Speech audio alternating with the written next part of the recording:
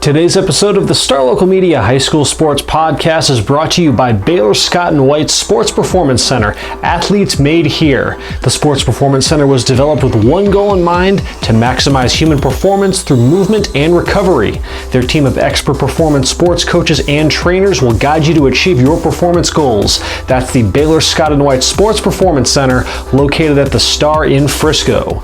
This episode is also brought to you by Allen Dental Studio. Located off Bethany Drive in Allen, their office was designed with you, the patient, in mind, which means an excellent and enjoyable experience. From cosmetics to implants, you deserve a perfect smile, and Allen Dental Studio can make that happen. Also, don't want to leave out another longtime friend of the podcast, Texan Senior Residential Care Homes. With locations in Carrollton and Dallas, Texan Senior Residential Care Homes offers an affordable, high-quality alternative to senior living. Call now at 469-400-7650. That's Texan, spelled T-E-X-S-E-N, Texan Senior Residential Care Homes.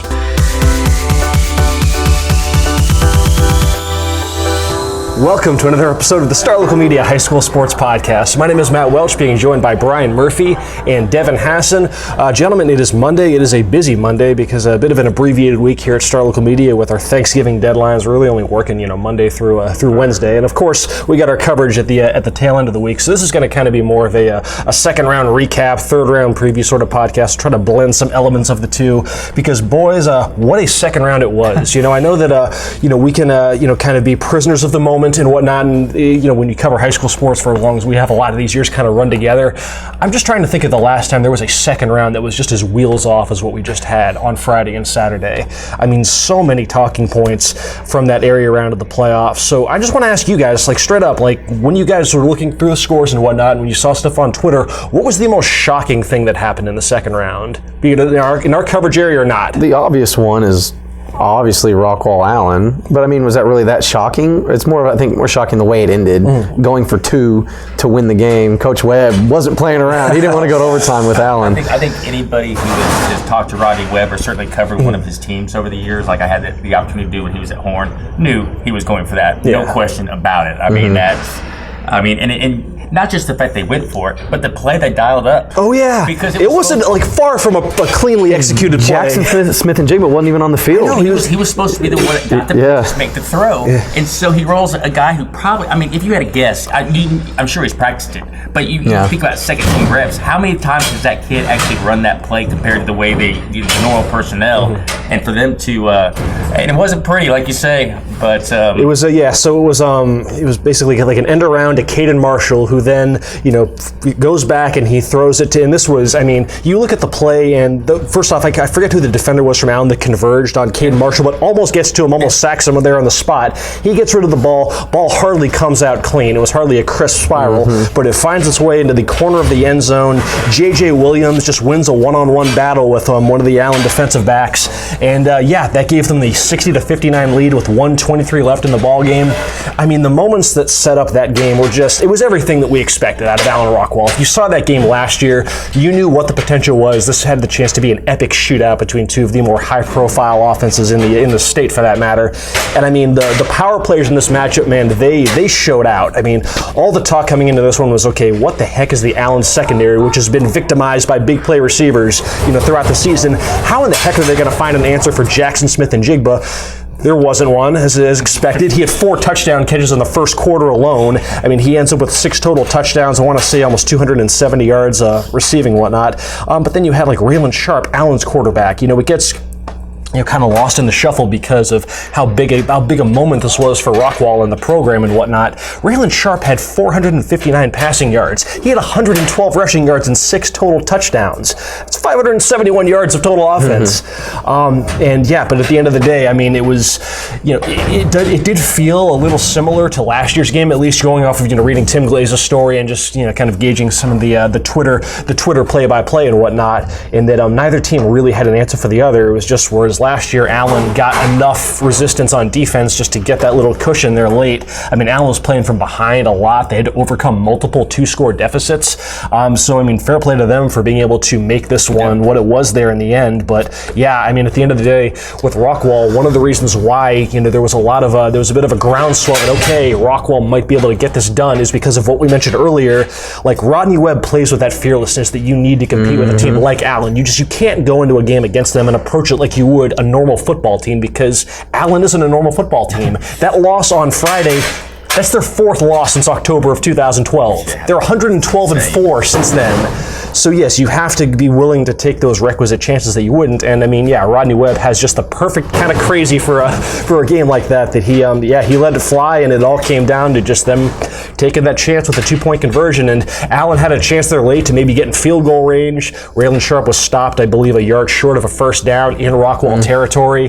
That resulted in a turnover on downs. And there you have it. I mean, first time since 2011 that Allen hasn't made the state semifinals. Well, and certainly a great game, and one that will be talked about just because it's 2 great teams and the way it turned out. But Allen wasn't even the favorite to win the state championship. I know. Look at the Division I bracket. There were 5 or 6 different teams that were talked about. They're certainly in the conversation. Yeah, for sure. But Duncanville kind of went in as the favorite. Yeah. A lot of people are kind of, a couple of those Houston schools with your North Shores and your Katy and whatnot. Mm-hmm. But so Allen going out so early is a little bit of a surprise, but not nearly as surprising as Longview going out. Yeah. Whereas Allen was just one of the contenders, Longview was the unquestioned favorite. Listen, anybody who applied any modicum of common sense to Allen Rockwall made sure to apply the logic that, okay, this can be an upset. Okay, sound the upset alarm. It would not be a shock if Rockwall got this done. I didn't see anybody giving Jesuit a prayer against Longview. No, I mean, and that's the thing. And they've talked all year long about Longview. It seems like a team of destiny, primed to repeat. Mm-hmm. They had just rolled through the regular season. We just talked about Rockwall. Longview beat them 49-3. Granted, Rockwall's a bit shorthanded in that game. And Jackson Smith and Jigba didn't play. He got hurt first quarter. Yeah, pretty much the entire time. But Rockwall has more than. I mean, he's the star, but they have weapons all over the field, and to hold, even without him, to hold them to 3 points, and then I mean that Longview team was impressive, and it sounds like they just picked the worst possible time to have their worst game of the season. Dude, Haynes King, and that's not to take 5 of 17. That seems impossible. No touchdowns. And how? And I'm not trying to take anything away from Jesuit, because Jesuit obviously came in with a game plan. They had E.J. Smith back. They pounded him. The game plan was 26 carries for 4 touchdowns for E.J. Smith and 164 yards. But they kept Longview's offense off the field, is what it sounds like. And then when Longview found itself in a close game for the first time in a long time, it sounds like they pressed a little bit. Mm-hmm. They hadn't been in one in so long, really since the non-district portion of the schedule. And credit to Jesuit. But as far as pure shock value, that was the result that jumped out above all of it. And it shows you just the importance of E.J. Smith to that Jesuit bunch, because he got dinged up late in the season against McKinney, and it's night and day how much pressure he takes off the rest of that off, because they've got a lot of capable players on offense. Jake Taylor, the receivers, Wyatt Garrett, Christian Oloko, and whatnot. And with EJ out, I mean, it looks like a completely different football team. I mean, they couldn't move the ball. They scored 21 points against McKinney. They almost lost to Plano East the following week, and this is without EJ. I mean, when you get him back, though, it just does open up so much more for those other guys, and you see what it's now led to. I mean, it led to maybe the biggest upset of the playoffs so far. Yeah. I mean, there was that you had and then over in, I mean, it was a weird one in 9-6A in general. I mean, you had McKinney, which put up. Listen, Kendrick's not here. Kendrick is on his way back from Vegas. I don't know if you guys know that, but Kendrick likes to go to Vegas. He's mentioned that a time or two. But yeah, no, he did caution that watch out for McKinney against Waco Midway. That McKinney might be able to give them a better showing than you would expect, given what Waco Midway's pedigree has suggested over the years. You see the final score, the Midway won this game 37-28, but it's a bit of a deceiving final score. This was a 31-27 ball game inside the final minute, and McKinney was driving for the go-ahead score. They were in Midway territory, and then they throw a pick six. Oof. And it was Midway's Reed Cromie who intercepted Samson Nazarko and returned that 62 yards for the touchdown, hence your double-digit finale, but it was a much more competitive game than that. And again, like an impressive display from McKinney, all things considered. I mean, considering how close they were to getting bounced by Naaman Forest in the first round. Yeah. And you got a huge game from O.J. Reed. one of their stable of running backs. He had 160 rushing yards. McKinney is a really young team. They're going to be back next year. Who knows what realignment will do if they're what region they're in and whatnot. But this was a team that this was a huge, kind of a huge statement year from that program, just to get back in the playoffs despite losing all that talent from last season, reloading around a crop of sophomores and juniors. I mean, they're just getting rolling under Marcus Shavers out in McKinney. And then you had the game that you were at, Devin, which we thought was going to be just an absolute barn burner between Prosper and Mesquite. Not a whole lot on paper separating these two teams, but man, Prosper's just dialed it up a notch, it seems like. Prosper, really efficient on offense. I mean, obviously that's, Brian can speak to this more than I can. This is my first chance to see Prosper. But, in doing some research before the game, Jackson Berry, their quarterback, completed 50% or better of his passes in every game. And he was on point on Friday. I mean, he was 12-16, 250 yards. What did you think of Tyler Bailey? The receiver, he made a couple of really dynamic plays in the second half. They weren't able to really get him involved early on, but they didn't need to. He threw a couple early touchdown passes to Hayden Metcalf, found Grant Peck, who it was a 37-yard touchdown play. I don't think there was anybody within 20 yards of him when he got the ball. He just got lost in the secondary. But Tyler Bailey made a couple of really nice plays. Because he missed a couple games earlier this year, and the offense, kind of struggled. And when I saw them play against McKinney, he didn't play. Yeah. But some kind of off the field issues and stuff. But when he's out there, man, he's a game changer. Yeah, he didn't get a lot of touches, but you could tell. There's some of those athletes you could just tell. When they get the ball in their hands, that they're a threat to do anything with it. So they were able to open a lead, and then they go to JT Lane in the second half. Yeah, and he's the workhorse. And he finishes with 19 carries for 131 yards, 2 touchdowns, both of which came in the fourth quarter when Mesquite's defense was a little gassed. But the other thing, and talking with Coach Schmidt after the game, they were able to neutralize and limit Mesquite's offense. And Mesquite had been a big play offense. I mean, they had, coming into the game, they had 28 touchdowns of 20 yards or longer on the season. Now, a couple of those were defensive special teams, but Dylan Hiller-McGill, the quarterback, Ladarius Turner. I mean, these guys had multiple long plays, and not only did they limit that, they allowed 2 plays, not just scoring plays, but plays at 20 yards or longer, and that was a really huge deal. I mean, you look at the bottom line, and Mesquite, I think, had 377 yards of total offense, which isn't a bad output, but Prosper was able to, they had Mesquite had a 6.5 minute drive that came in with no points. They tried a field goal from the 3-yard line. The snap was bad. The kick literally hit the ground before it got to the line of scrimmage. Oh no! Just because the snap was so bad, and the kicker tried to rush it. But 6.5 minutes, no points, and then they had another 7-minute drive in the second half where they ended up turning the ball over on downs. So when Mesquite was able to put together a sustained drive, Prosper was able to hold, stand tall when it counted most. And, just really impressive all-around effort to move on in a region that is suddenly a little bit more wide open. I know, yeah. If you're a program like Prosper now, you got to be thinking that was the talk all season. If you could just avoid drawing a long view again, which hey, who knows? Maybe it would have worked in their favor this time. But now they're looking. They get the Woodlands the next round. The Woodlands is at least record-wise not what it normally is. But there's a chance now that Prosper could eventually wind up in a potentially a regional final now. Yeah, which would be that was such a massive accomplishment for that program.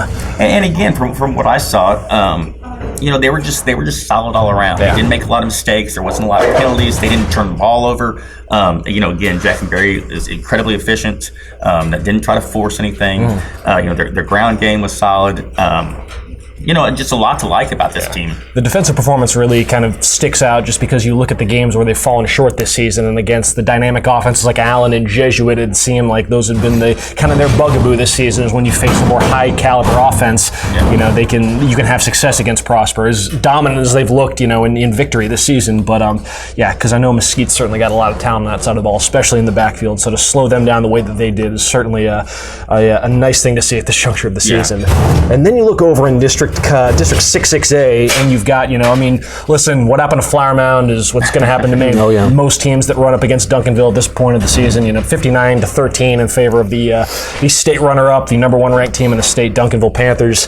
And then you had Marcus, which is now, for the first time since 1997, 3 rounds deep in the playoffs after they took care of Lake Highlands 36-27. This one was really all about that offense. 494 yards from the Marauders, 407 from their quarterback Garrett Nussmeier, which just, again, that's been the big storyline for this Marcus team this season, is they have a passing game. They've been such a dominant run team for so long, but they've got a Division I caliber quarterback in Nussmeier, and that has really just added this special dimension to that offense. And Lake Highlands did what they could to kind of key in on their running back Tyson Edwards, but that really seemed to open up the passing game for guys like Dallas Dudley, who had 9 catches for 139 yards and 2 touchdowns, as well as J. Michael Sturdivant, who's the leading receiver. He had 8 catches for 127 and a touchdown. Big things for the Marauders. They're 3 rounds deep for the first time since 1997, which was, fittingly enough, the year that they won state. So they're going to win state this year. Yeah, that's how it works, right? It's just destiny at this point. But no, they get an Amarillo-Tascosa team in the next round that actually knocked off Arlington Bowie in the second round. A Bowie team that is responsible for the only loss that Marcus has had this season back in week 1 and whatnot. It'll be an interesting challenge for Marcus, just in the sense that Tascosa is not like any other team on their schedule. They run a flexbone offense that was on full display against Bowie with quarterback Joseph Plunk not completing a pass on 3 attempts, but having 39 carries for 243 yards and 3 touchdowns. So, definitely a different approach for that coaching staff this week over at Marcus, as they look to potentially get to the state quarterfinals now and make a nice little run. That's a look at kind of the second round happenings at the 6A level. Obviously, plenty of fun stuff at 5A, including a very juicy rematch that has come to fruition. We can discuss that and more, including some happenings at the private school level, after a quick word from this sponsor. Today's podcast is brought to you by Star Local Media. 14 newspapers and websites with a print distribution of 270,000 homes and monthly page views of 600,000 online. Star Local Media, your community voice for news. And now, let's get back to the podcast. And we are back. Let's keep on breaking down the second round of the high school football playoffs. Maybe a bit of a cursory glance towards some of the big happenings in the third round. Brian, what a postseason this has been for Frisco ISD. 3 teams still standing in the third round. Yeah, first time ever that's ever happened. Okay. I believe it, man. That's to have 3 schools from a single school district, 3 rounds deep. That is... Things are clicking pretty well over in Frisco ISD right now. You have Lone Star fresh off a 45-30 victory over College Station, the same exact score that Independence beat Texarkana Texas High at, despite having to travel all the way out to Texas. Big shout out to Kendrick Johnson, who thinks traveling to East Texas is the hardest thing you can do in the Texas high school football playoffs. Well, Independence, they were just fine, playing out in Texarkana. And then you had Frisco, which pitched a shutout. Yeah, that was weird. How about that? Yeah. How about avenging the team that knocked you out of the playoffs last year with an 18-0 shutout? Was it last year? South Oak Cliff scored 48 on them, 49, something like that, and then this year they don't score at all. I don't know. I wasn't there, but it looks like Frisco went back to their wing tee. They only completed 2 passes in this game and still got 111 yards rushing from Bryson Clemens, who's been awesome this year. And it's always good seeing Frisco win, because after the game, the Twitter account that says, "Is Frisco back?" and it says, "Is Frisco back?" Yes. And I actually met the young man who runs it. He's a student at Frisco. Okay. Really nice guy. And after every win, he goes up to either Kari Green or Bryson Clemens or Chase Lauer, one of the big name players. He goes up to me. He's like, "Hey, is Frisco back?" And they do this bit where they're like, yeah, they just go crazy. It's pretty entertaining. I want to see Frisco keep winning, just so I can keep seeing that. That's a good party trick. I like that. Listen, this is all about Lone Star and Highland Park. This entire podcast has been leading up to a chance to talk about this because, again, we're not going to have a Thursday podcast, so this is the only chance that we'll get to come to the air beforehand and discuss this matchup, which I feel like everybody saw the writing on the wall that there was a chance this was going to happen after that big game in non-district. Yeah, we knew this was going to happen back in September. And it's here. Both teams have held up their end of the bargain, and Lone Star, which was, if you talk about just the weight of a single regular season win, I'm not sure how many teams had a bigger one than that, being the first team since the 90s to take down Highland Park in Highlander Stadium. Can they do it in the playoffs, though? And not at Highlander Stadium necessarily, but it basically their second home. The home away from home for Highland Park at AT&T Stadium, where they've. Highland Park wins more games in that stadium each year than the Cowboys do. Whoa! Pump your brakes there, man. Slow down, but it's true. It is true. It's a sad truth. The Cowboys suck. Coming from the Patriots fan. All right, so. Yeah, Brian, what is your read on this matchup? You said you've known this one was coming for a while. So, I mean, you saw that first game. You saw, I mean, again, how much do you recall how much you feel like could carry over from that one? I mean, because it's fair to think that both teams are probably a little bit different since then, and teams evolve over the course of a season. So, can Lone Star, for as impressive as that was back in September, can they do it again when it all counts? So Chandler Morris, he was struggling at the beginning of the year. He was throwing a lot of interceptions, at least for his standards, and he threw 4 against Lone Star, back in week 3, and he seems like he's turned it around. He's decommitted from Arkansas with everything, all the drama that went down there with the Morris family. But anyways, he threw 5 touchdowns, didn't turn the ball over last week against Magnolia.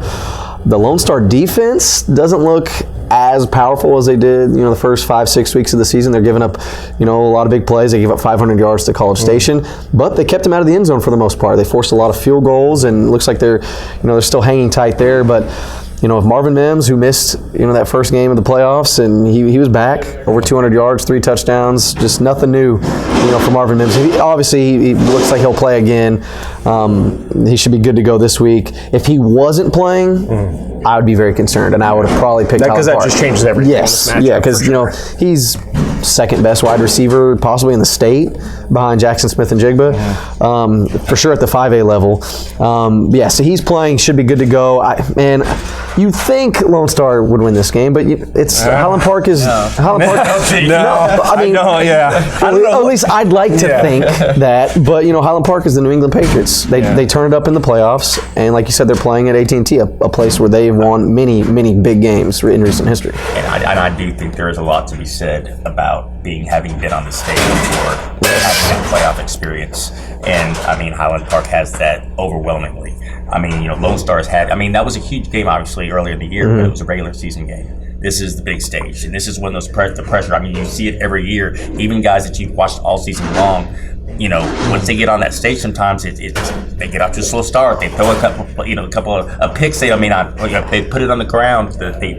Uncharacteristic mistakes. And in a game of this magnitude that you expect to be very evenly matched, it's 1 or 2 of those little mistakes that could make a difference. Highland Park's been there before. They've won on the stage. Is Lone Star ready to do it? At AT&T. What worries me is Garrett Rangel. First time playing at AT&T Stadium. He's only a sophomore quarterback. He had a great game last week, over 300 yards, 4 touchdowns.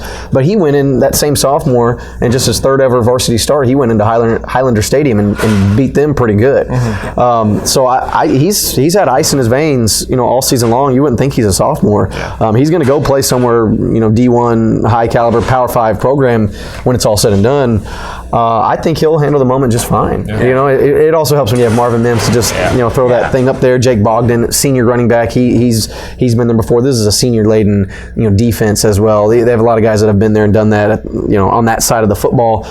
I don't know. Obviously, I'm picking Lone Star. There's no surprise, no shock there. And I was there when they beat them in Highland Park, when they beat them really good. That score wouldn't even indicate how close, how lopsided it really was. It was, 35-19. Highland Park scored 2 second-half touchdowns when Lone Star was kind of, pumping the brakes a little bit. Do I think Lone Star is going to kill them again? No. But do I think they're going to win? Most likely, yes. Frisco Independence, then. Yeah. So what do we make of the Knights on the roll that they're on? Because we talked about last week how all of a sudden that portion of the Region 2 bracket is it's wide open now with Lufkin getting bounced, and now you have a chance for Independence to potentially get on a bit of a roll here. Yeah, they got to play Lancaster. Yeah, we can get to them in a sec. That was pretty impressive in its own right. But for the Knights to be this far, though, what can you say about what they've done at this point? It's super impressive, and it's awesome to see because this is their 3rd time making the playoffs. This is their 1st time making it to the 3rd round. And this is the first time making the playoffs that they haven't had to play Highland Park in those one or two first games. Yeah. And they went out to East Texas, did the unthinkable according to Kendrick, and got the job done there. They don't have to play Lufkin, but they have to play Lancaster. Yeah. If their road doesn't end this week against Lancaster, if they pull off the upset over the Tigers, then they'd have to face either Lone Star or Highland Park in the next round. As exciting as that may be for Independence fans, they got trounced by Lone Star in the regular season, and I think they'd get trounced by both of those teams. No offense, Coach Story, y'all having a great year. I know a lot of the guys in that coaching staff. I've known them back some high school days, and they're having a great year. Mm-hmm. So big shout out to the Knights, but they have their hands full with Lancaster, a Lancaster team who I'm sure we're about to talk to, and you want to talk about who you've seen play two very explosive offenses to start the postseason in the Colony and McKinney North, and they made them look pretty average. Yeah, that's kind of been the big story of this postseason, is getting to see Lancaster's defense unleashed against some of the most explosive offenses in the entire Metroplex. I was there on the sidelines for when they for all intents and purposes, kind of shut down the Colony. Yeah, 29 points. That's shutting them down. But but you look at like Miles Price held under 100 yards of total offense. Keith Miller held to 2 catches for 2 yards. You don't see that. Yeah, it's Mikey Harrington throwing like 2-3 picks or whatnot. I mean, their speed and just how sound and disciplined they are on that side of the ball is so impressive, and now they did the same exact thing against the McKinney North offense that nobody had figured out an answer for. And what did J.J. Henry do? You told me a crazy stat. J.J. Henry had 4 catches for, I'm just going off the box score, he had 4 catches for 1 yard. You don't see that. This is the second leading receiver in the area behind Marvin Mims at the 5A level. Yeah, I mean, this was, we kind of wondered what was going to happen with McKinney North, with as prolific as that offense had been, but what happens when they run up against a legitimate top-tier defense that also just happens to have a bit of firepower on the offensive side of the ball? Because as much praise as we want to heap on Lancaster's defense, I mean, their offense was right there statistically with the Colony and Independence and, Lone Star and all those, just the juggernaut offenses in the area at the 5A level. They hung 601 yards on North, and you look at just the efficiency that it took to get there. I mean, Glenn Rice Jr., the quarterback, 12 of 15 passing for 239 and 5 touchdowns. Out of the backfield, Trey Bradford, who went nuts against the Colony, he had 15 carries for 171 yards. That's 11.5 yards per carry, essentially. DQ James had 6 carries for 124 yards and 2 touchdowns. That's over 20 yards a carry. And then through the air, Latrell Caples had 7 catches for 178 yards and 3 touchdowns. I mean, they just kind of did as they pleased. In North, I mean, for the first time all year, they just couldn't keep pace. I mean, you look at 354 yards of offense is way, under par for them. It's half of what they're used to. Yeah, I mean, Dylan Markowitz completes 2/3 of his passes, which is fine for, just a standard quarterback performance, but this is an offense that completes like 3/4 of its passes through the air. He had 2 passing touchdowns, was lured into 3 picks. I mean, that was one thing against the Colony that I noticed, is that their speed up front forced Mikey Harrington to make a lot of uncharacteristic mistakes. And I mean, yeah, it sounds like that it was just a tough night for North to have its worst offensive showing of the year, straight up. This is a team that had, they've scored, in the 60s on the regular. And you wonder how much of a chip on the shoulder that Lancaster's playing with, because whenever anybody talks about this region, it's like, okay, who's going to be Lone Star or Highland Park? Which one of these two teams is going to come out? Lancaster's just sitting there like, they're state ranked too. We're here. That we took Highland Park to overtime. We have our own skins on the wall, and we're not going anywhere. And remember, I told you all a few weeks ago, I had a coach in 5A Division I say, after they played Lone Star, he said, the only team I could see maybe beating Lone Star is Lancaster. Mm-hmm. He didn't say Highland Park. And other teams weren't brought up. He specifically, the team I was told was Lancaster to watch out for, to possibly, knock off Lone Star from winning a state title. That defense is terrifying, man. I mean, Brandon Frazier got his with McKinney North. He had 6 catches for 126 yards. I mean, that's Brandon Frazier, though, man. He's going to do that against just about everybody. But overall, though, yeah, just a rough end to it's still a solid year for McKinney North. You win your outright, the first outright district title in program history.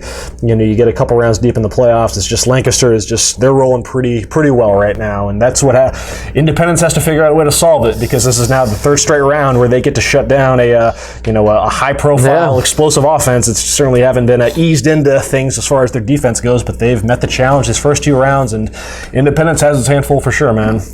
And let's see, where else do we go? We have some stuff at the 4A level. We'll talk some 4A. Argyle. This is the game that I was at on Thursday. An unexpected surprise out at, as far as just from an entertainment standpoint, out in Mansfield, is Argyle. Number 1 ranked Argyle got all they could handle from Stephenville. This was a 42-42 game in the second half after Stephenville got a blocked punt that they returned for a score. Argyle ends up winning this game, though, 63-49. The story of this one was, just some absolute magic from Bo Hogaboom, their quarterback, and then Cole Kirkpatrick, their stud wide receiver. 8 touchdown passes for Hogaboom, 5 of them to Kirkpatrick. I mean, whenever they needed a big play, that connection came through. Man, they were it was a special kind of connection they had working on Thursday against a Stephenville bunch that these two teams played earlier in the regular season. This was the week 1 matchup. Argyle blew them out 42-14. Fair play to Stephenville for making the requisite plays with their dynamic quarterback. I forget his name. I don't have the box score in front of me. But man, they did. I mean, they gave Argyle all they could handle. I mean, Argyle's, the big thing kind of them now going forward is they're a little banged up right now at running back. Tito Bryce is already, he's already out for the season with an ACL injury. But their number 2 running back, Luke Ferris, he got dinged up in the first half of this game. They end up having to ride their number 3 back, Knox Scoggins. Incredible football name. He has over 30 carries. He gets some big runs there in the second half to help kind of bleed the clock in their favor. But really, yeah, I mean, with Hogaboom and Kirkpatrick, I mean, it was impressive watching that passing offense, man. There's, no secondaries really had an answer for that this season, and it felt like the best that those two could conceivably play in a single game. But talking to head coach Todd Rogers, this is just another week for that offense. Yeah.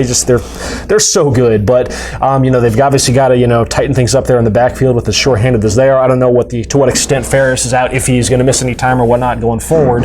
But then the defense also kind of sprung a few leaks there as well, and allowing Stephenville to really make a game of this one. They had a really tough time containing that their dual threat quarterback and whatnot. And granted, some of the touchdowns that they got were There was one touchdown that they had tied at 49, where it was like 3rd and 20 or something like that, and the quarterback is just scrambling around forever and just heaves a prayer into the end zone that splits a pair of Argyle defenders and is caught by a Stephenville kid. It was, they did what they could to hang tough, but ultimately, yeah, the Hogaboom Kirkpatrick connection was just a bit too much. They're not going to get any let up in the 3rd round either, because Brownwood is a team that can also pose some similar threats as Stephenville did, and Brownwood coming off a weird game against Alvarado, where they won 37-35 despite blowing a 27-0 lead. So yeah, that's what is in store for Argyle.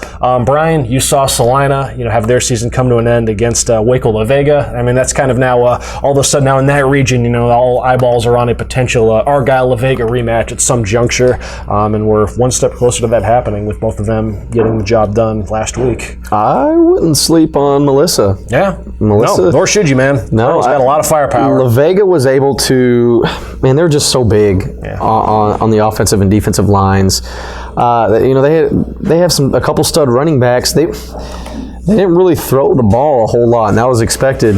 Coach Elliott told me, they're not really a deep threat team. They're going to do dink and dunk and run the ball a lot. And I mean, look, La Vega had 3 different touchdowns of at least 30 yards or more on the ground. They had a couple 60-yarders.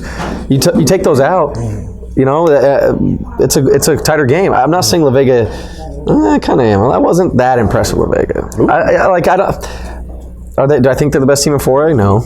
I think Argyle's better than them. I think Melissa will give them the game. I think Melissa has what it takes. Brendan Lewis is one heck of a quarterback. Absolutely. And I think with a guy that can change a game in so many different ways with his arm and his feet and stuff like that. And they have, Xylon Posey and Jabray Young, and they have a stout defense. Melissa, I would not be surprised if Melissa won this game against La Vega. But yeah, Salina just didn't have enough, and like I said, they didn't have the answer for the big runs. And in the second half, they just couldn't consistently move the chains when they need to. La Vega, like I said, they're really big. Their offensive line, they have 3 guys over 300 pounds. But I don't know. I think Argyle, if they do get to Argyle, if they beat Melissa, I think Argyle will get the best of them this year. And then Devin, you got Sunnyvale. Sunnyvale still kicking around in the 4A Division II bracket. They had a spectacular regular season. They entered the postseason state ranked, and they've played to that paper so far. They get a 28-17 victory over Mejia in the second round, and now they got to tackle mighty Pleasant Grove. So, what can you say about the Raiders and the job that they've done so far? Yeah, they cruised through the district season as was to be expected. Really cruised the entire regular season. Now they get number 1. Pleasant Grove's been ranked number 1. They have 1 loss to Carthage, another East Texas power that was very early in the season. But, it's been more difficult for Sunnyvale in the playoffs as well. You expect it to be. But, coming out of that, that 6-4A Division II. They have Pittsburgh. They got knocked out in the first round last year. They're able to take care of Pittsburgh in kind of a defensive slogfest. I mean, it was like a 25-13, and then they hold off Mahane. Lower scoring games than Sunnyvale is accustomed to. They do still have so many dynamic guys on offense. Trip McKinney, their quarterback, they're averaging 20.2 yards per completion. They're averaging nearly 9 yards per carry on the ground.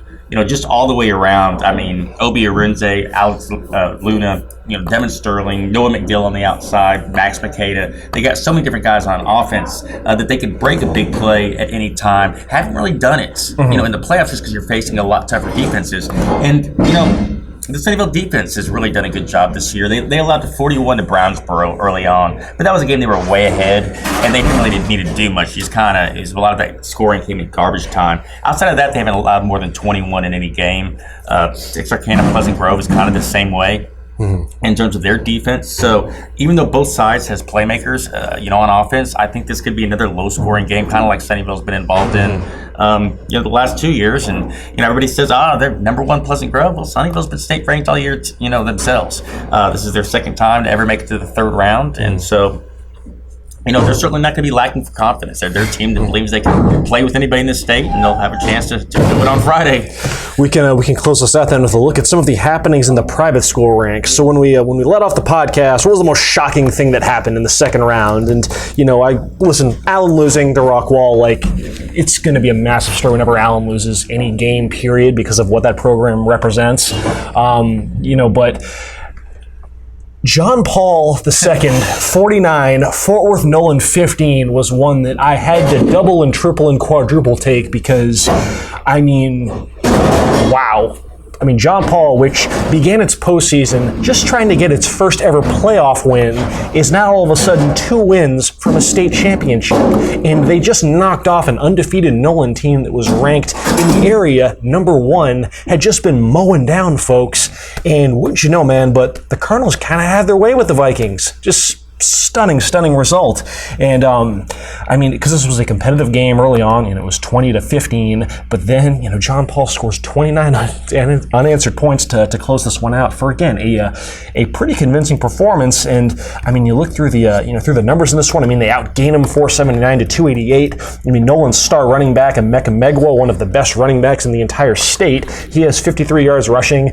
John Paul, listen, I think back to the start of the year, and there was definitely reason to believe this was going to be a bit of an uptick in performance from John Paul this year. They had really shown that they might have the horses to at last compete with some of these other juggernaut private schools in the area. But now to see it coming through in the way that it is for this team, that was a lot of these guys are back from last year, and they're finally, I guess, learning how to win these big games that where they might have fallen short, last season. But you look at what a guy like Grayson James did against, again, this stifling Nolan defense. He has 402 passing yards and 5 touchdowns. Jaron Bradley, who's one of the best receivers in the state for my money, this kid's a monster. He had 7 catches for 171 yards and 2 touchdowns. Miles Parker, another junior for them, he had 4 catches for 121 and 3 touchdowns. But then again, just defensively to hold that Nolan attack in check. They've got John Paul has a linebacker, Kyle Taylor, who's, his tackled for loss numbers, his sack numbers are just insanity. Might be on the short list of the most impressive defensive players on all of TAPS this season. And it's a really impressive job that program has done in such a short period of time, and raising this program up to the level of the same schools that have been they've been kind of on at the mercy of for so many years, the Prestonwoods and the Bishop Lynches and the Bishop Dunns, and they've now got the requisite talent to compete with those programs, and they're in the state semifinals. Yeah. First time ever. It was, like I said, the margin is what was. TAPS is straight to wacky results and upsets and whatnot, with the exception of certainly Christian Cedar Hill lately. But yeah, it was the bar. It was obviously this is a John Paul team that has shown improvement over the course of the season. For sure. They weren't getting run off the field. They were hanging with, even in their losses, they were close. But yeah, like you said, that the margin. If we'd have come in talking about a 27-24, wow, what a great game. that margin of victory, going, wow, just how good is this team? And it just kind of laid the groundwork for a chance where you could potentially get John Paul and Prestonwood, which are the two Plano area private schools. I cover both of them, and it would have been, just because of, again, when you're close to a situation like that, it just kind of resonates a bit more. Like, I was really fired up for the possibility of getting those two in the playoffs, ever having watched the memorable playoff matches they've had on the basketball court and whatnot. But man, Prestonwood took some heartbreak on Saturday, and for the second straight year, man, Prestonwood's season ends in a bit of a really, really debilitating manner. They lose to San Antonio Antonian. This was a game on Saturday out in Coppers Cove. They lose 26-24 in a game that they led in the second half, 24-13. Antonian makes a late push there, and this all comes down to, if you haven't seen the video on Twitter, go search for Antonian, Prestonwood, and whatnot, and you'll see a Hail Mary that is certainly unlike your typical Hail Mary. So Antonian works their way down into Prestonwood territory. Their quarterback scrambled for 25 yards, I want to say, to get down to the Prestonwood 22. Now, there was a bit of controversy on Twitter as to whether or not this play should have even happened, because as he gets tackled, you can see video of the game clock strikes zeros. Prestonwood goes on the field and starts celebrating. Well, I guess per the referees deemed that when the quarterback got tackled after picking up a first down, there still should have been a second left on the clock. So they put a second back on there, which again, lots of Prestonwood fans are upset about that second being put on there and whatnot, and questioning whether or not I guess by the bylaws and whatnot, if that should have even happened. But it happened. Prestonwood called a timeout, and so Antonian comes back out there. They attempt a Hail Mary. Quarterback Khalil Warfield goes back, just heaves it up there into the end zone. And if you've seen the video, you see I counted 5 Prestonwood players and 2 Antonian players converge on the ball. Just they all jump up for it. The ball bounces off what appears to be multiple Prestonwood players right into the hands of Brian Armstrong of Antonian, who's just kind of standing off to the side of the fracas, and he catches the touchdown, and that's how Prestonwood's season ends. And the homer call of the week. I mean, essentially, that's the thing. Like you just. There's what could Prestonwood have done in that circumstance? I mean, again, you had 5 kids around that ball. They put themselves in the perfect position to just bat that thing down, just to deflect it away or whatnot, and it just happens to, like I said, Brian Armstrong is not even in that scramble. He's just kind of standing off, watching everyone else go for the ball, and the ball just bounces right to him. What a finish for Antonian, as they're now headed to the state semifinals. And yes, we get John Paul and Antonian in the TAP state semifinals, just like everyone predicted. Of course, that's what my bracket said. And that's going to be Saturday out in Georgetown. I'll be in the house for that one. That was And between that, Prestonwood had its season the year prior end on a game-winning field goal for Argyle Liberty Christian. Some heartbreak for a program that's certainly used to making some pretty prolific runs in the postseason.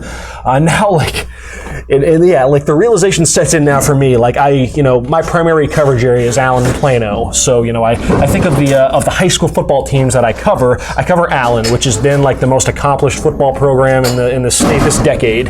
I cover Plano ISD, which has the second, third, and fourth largest high schools in the state. I cover Prestonwood, which has been one of the most successful private school programs of the decade. And the last team standing in my coverage area is John freaking Paul. What a world, man. Let's see. So, did you have any notes on Dallas Christian? I saw that they took a loss in their second round matchup. Really tough loss too. I mean, they've been pointing to that rematch with Trinity Christian Cedar Hill, who they lost to during district play, and that was up next. And they took the lead with about 4 minutes left to go up 17-14. Great Pine Faith Christian comes down, scores with about 55 seconds left. Dallas Christian still has one last chance, and throws pick 6. And that's so, people look at the margin 28-17. Oh, okay, well, this was a game Dallas Christian led until the final minute of the game. Yeah. So, kind of not quite the Hail Mary heartbreaking, deal, but still a tough loss for a Dallas Christian team, perennial playoff team. Yeah, no doubt. Won multiple state titles, but none since 2008. They really kind of felt maybe they've seen TC Cedar Hill. Now, this has been their 4th meeting, in the last couple of 3 years. And, everybody wants to take their shot at the champs, and Dallas Christian was a minute away, but it wasn't meant to be. So turn toward next year when there is no TC Cedar Hill. Oh. So all right, so that'll conclude this episode of the podcast. Before we get out of here, I'm fascinated to go back and listen to the audio of this podcast because who knows? It might. I'm sure it sounds like to y'all that we're recording this thing on a construction site. We are. Yeah. So yeah, for those who if I don't know how well the noise behind us is coming through, we've had to fight through a lot over the last 45 minutes or so. So we're in the process of we're moving offices and whatnot. So there's a crew in here that is stripping down cubicles and shuffling around file cabinets and all sorts of just chaos going on behind us during this podcast. So hopefully it didn't make this audio like borderline unlistenable and whatnot. Yeah, but I'm sure in about 30 seconds they'll go on lunch. So so yeah, odds are is that next week we'll be in a new spot recording a new podcast and whatnot. So we'll see. Otherwise, that'll do it for this episode of the Starwood Media High School Sports Podcast. Happy Thanksgiving, everybody. You enjoy your holiday and whatnot, and we will talk to y'all later.